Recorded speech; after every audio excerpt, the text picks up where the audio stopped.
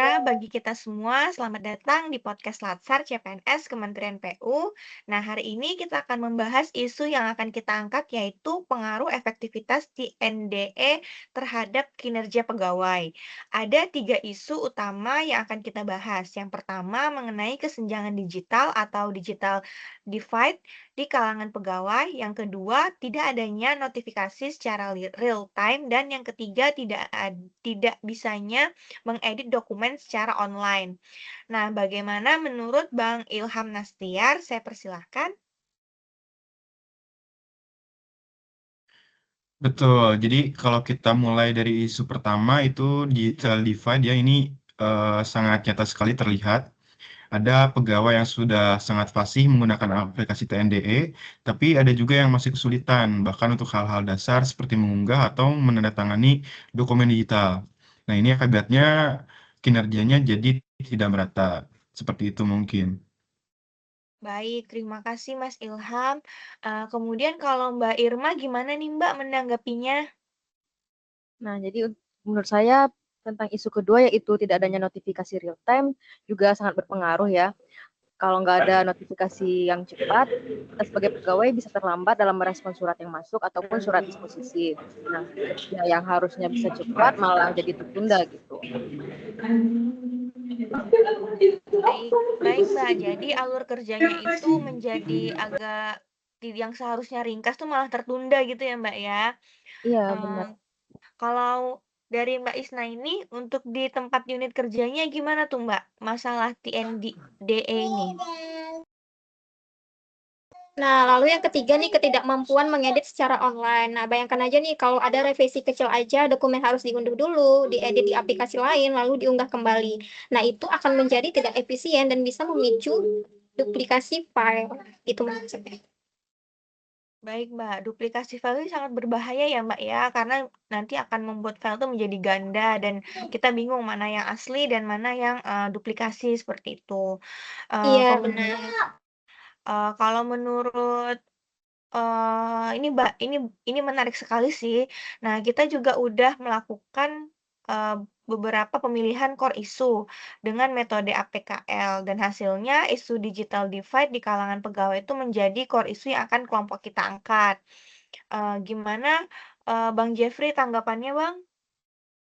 Benar, Mbak Karlina. Karena tanpa kemampuan dasar yang merata itu, fitur secanggih apapun dari TNDE tidak akan optimal. Jadi gap kemampuan ini adalah akar persoalan yang paling mendasar gitu, Mbak. Baik, kalau begitu sekarang coba kita analisis dengan core issue ini menggunakan analisis SWOT. Bagaimana menurut Mbak Jessica, Mbak? Iya, untuk strength ada dukungan regulasi dan sistem TNDE yang sudah terintegrasi. Weakness jelas ada kesenjangan kemampuan teknologi antar pegawai.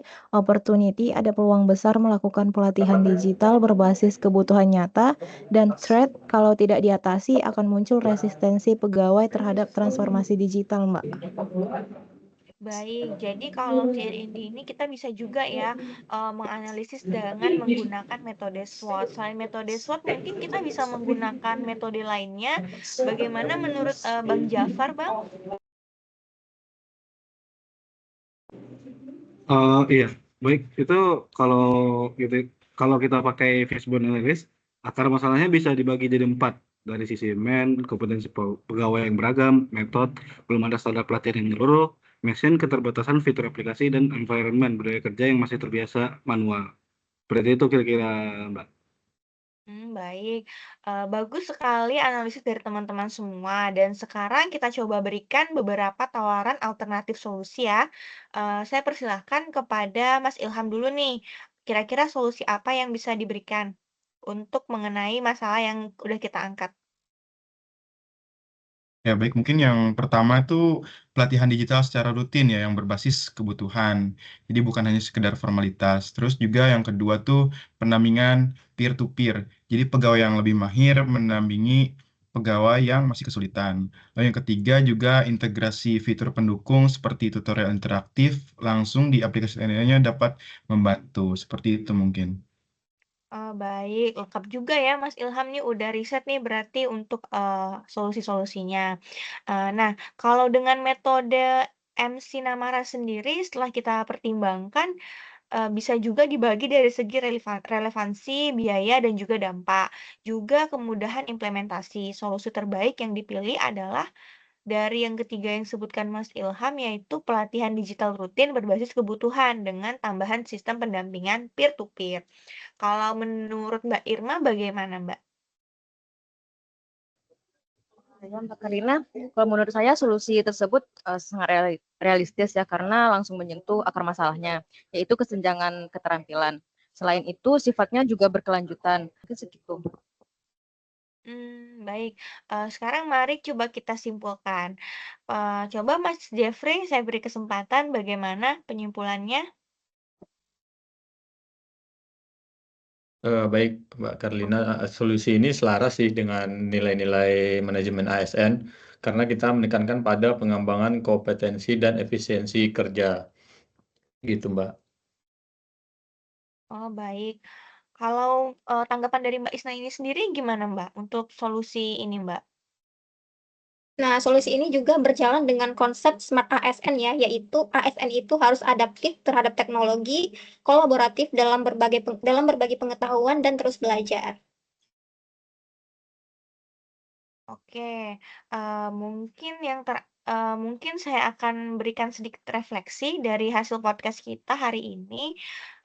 Kita belajar bahwa transformasi digital itu tidak hanya soal aplikasi, tetapi juga soal manusia yang menggunakannya. Jadi, menguatkan kapasitas pegawai adalah sebuah kunci agar TNDA ini benar-benar efektif dan meningkatkan kinerja. Baik, mungkin itu saja diskusi kita pada malam hari ini. Semoga hasil analisis ini menjadi kontribusi nyata dalam memperkuat implementasi TNED di instansi kita masing-masing, yang tentunya masih di bawah Kementerian PU. Mungkin itu saja, saya sebagai moderator pamit undur diri. Saya akhiri. Assalamualaikum warahmatullahi wabarakatuh. Waalaikumsalam warahmatullahi wabarakatuh. Waalaikumsalam warahmatullahi wabarakatuh. Terima kasih teman